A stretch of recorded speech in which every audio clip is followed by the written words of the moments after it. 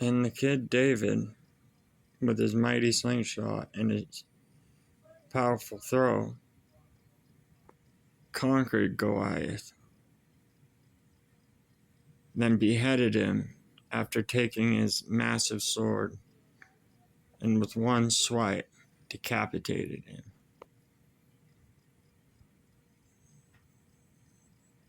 And the ground opens up, and from the pits of hell, every creature comes out, and then every bad man and every sin goes down.